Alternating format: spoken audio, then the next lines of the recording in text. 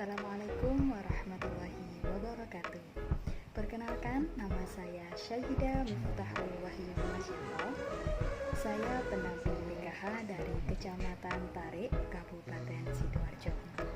Pada video kali ini, saya akan mempraktekkan untuk menjadi fasilitator dalam kegiatan pertemuan peningkatan kemampuan keluarga modul 1 pendidikan dan pengasuhan anak, sesi 2 memahami perilaku anak, langkah kelima, poin 11 sampai 21. Yuk kita simak video berikut ini. Assalamualaikum warahmatullahi wabarakatuh. Ibu-ibu, langkah selanjutnya adalah bagaimana cara mengurangi perilaku anak yang sifatnya hanya untuk mencari perhatian saja. Nah, untuk mengetahui cara-caranya, yuk kita simak buku pintarnya halaman 39 2D.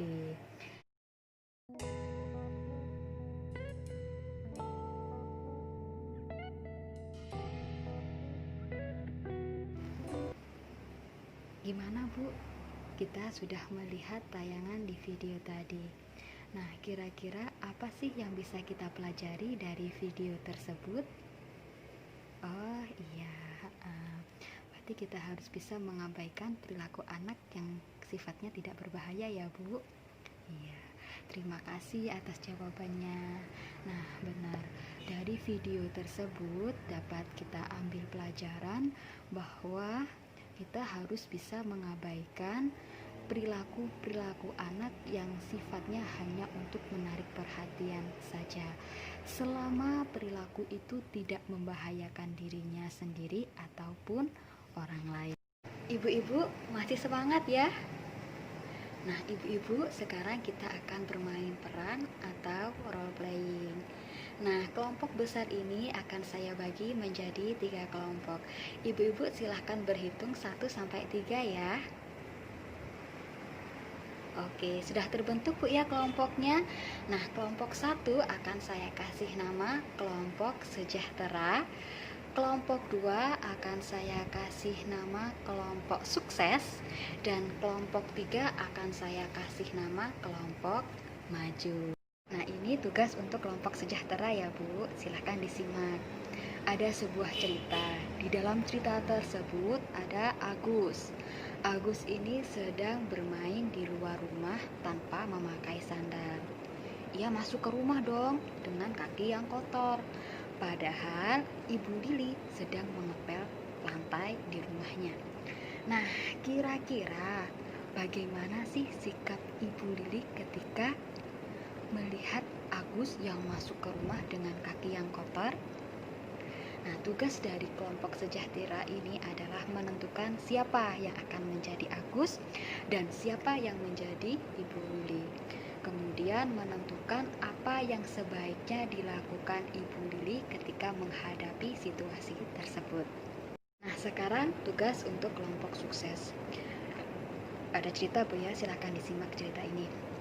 2 minggu terakhir ini Ita sering sekali memukul. Jika ia tidak suka dengan sesuatu, maka ia akan memukul.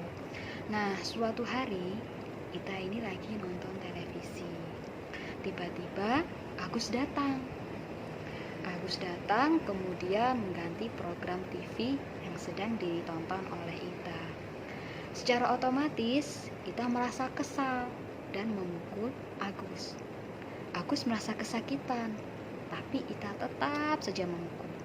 Nah, kira-kira apa yang harus dilakukan oleh Ibu Lili? Nah, tugas dari kelompok sukses ini adalah menentukan siapa yang menjadi Ita, siapa yang menjadi Agus, dan siapa yang menjadi Lili. Kemudian menentukan apa yang harus dilakukan oleh Ibu Lili. Tugas terakhir untuk kelompok maju. Simak ya Bu ceritanya. Jadi Ibu Lili ini sedang mengikuti arisan bersama teman-temannya. Ketika Ibu Lili sudah membayarkan uang arisan, tiba-tiba Ita dan Agus datang. Ita merengek kepada Ibu Lili untuk membeli jajan. Ya. Nah, sedangkan uang Ibu Lili habis untuk membayar arisan. Ibu Lili sudah mengatakan bahwa minggu ini tidak ada uang jajan karena uang jajannya akan ditabung untuk membeli sepeda. Tapi Ita tetap menangis. Agus juga membujuk Ibu Lili untuk memberikan uang jajan kepada Ita. Nah, ibu-ibu yang ada di dalam arisan tersebut merasa terganggu dengan perilaku Ita dan Agus. Nah, kira-kira apa yang harus dilakukan oleh Ibu Lili? Nah, tugas dari kelompok maju ini menentukan siapa yang menjadi Ita, siapa yang menjadi Agus, siapa yang menjadi Ibu Lili, siapa yang menjadi ibu-ibu di dalam arisan tersebut, dan menentukan sikap terbaik dari Ibu Lili dalam menghadapi situasi ini. Gimana Bu, diskusinya sudah selesai ya? Nah, sekarang waktunya presentasi. Nanti ketika salah satu kelompok maju, maka kelompok yang lain silahkan mengamati perilaku yang ditunjukkan oleh Ibu Lili ya. Apakah sudah tepat atau belum? Nah, sekarang waktunya kelompok sejahtera untuk maju. Silahkan kelompok sejahtera. Ya, saya setuju. Bagaimana dengan ibu-ibu? Setuju dengan kelompok sejahtera? Ya, kelompok sejahtera tadi mengatakan bahwa sikap yang harus ditunjukkan kepada Ibu Lilik adalah yang pertama, menyuruh Agus agar ketika keluar rumah selalu memakai sandal. Yang kedua, meminta Agus untuk membersihkan lantai yang kotor akibat dari jejak kakinya. Dan yang ketiga, Agus diberi sanksi untuk tidak boleh bermain keluar lagi sepanjang hari itu. Nah, selanjutnya sekarang kelompok sukses. Silahkan kelompok sukses untuk mempresentasikan hasil diskusinya. Ya, saya juga setuju dengan hasil diskusi dari kelompok sukses. Sikap yang diambil oleh Ibu Lili adalah memberikan waktu kepada Agus untuk menenangkan diri dan memikirkan akibat dari tindakannya. Ya. Sekarang selanjutnya ya, kelompok yang terakhir, kelompok maju, silahkan mempresentasikan hasil diskusinya.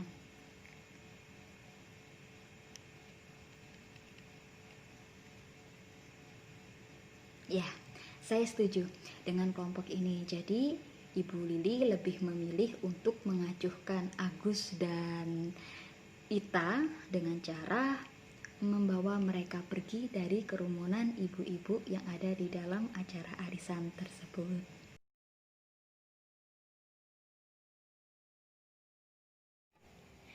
Ibu-ibu dan bapak-bapak yang saya hormati, silahkan melihat flip chart yang ada di depan kita ini. Nah, di dalam flip chart tersebut tertera sebuah informasi yang sangat menarik, yaitu cara mengurangi perilaku buruk anak memasuki usia remaja.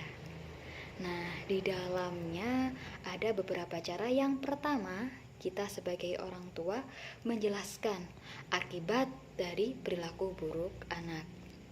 Yang kedua, meminta pendapat anak untuk menentukan seperti apa peraturan yang harus disepakati bersama.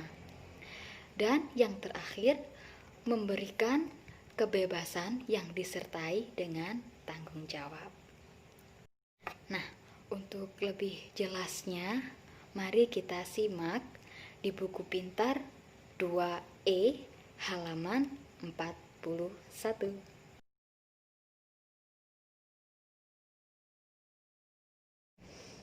Ibu-ibu dan bapak-bapak sudah membaca ya apa yang ada di buku pintar halaman 41 tadi. Ya, di sana ada cerita apa, Bu? Oh, Dewi pulang telat. Terus bagaimana sikap Bu Lili sama Pak Rusli? Oh, tetap tenang ya, Bu. Nah, terima kasih ya Pak, Bu atas jawabannya. Nah, dari cerita di atas dapat kita simpulkan bahwa Bu Lili dan Pak Rusli bersikap tenang namun tetap tegas. Nah, Bu Lili ini tidak menghakimi tindakan Dewi. Ada yang menarik dari cerita ini. Ibu Lili dan Pak Rusli lebih memilih mengatakan, "Ibu khawatir Agus jadi tidak bisa menyelesaikan tugasnya." Tapi Ibu Lili dan Pak Rusli tidak mengatakan, "Kamu dari mana saja? Tidak ada kabar." Nah, dengan menyampaikan akibat dari perbuatan Dewi, Dewi bisa menerima bahwa ia bersalah. Nah, selain itu, Bu Lili dan Pak Rusli juga memberikan kesempatan kepada Dewi untuk menentukan sikapnya selanjutnya seperti apa.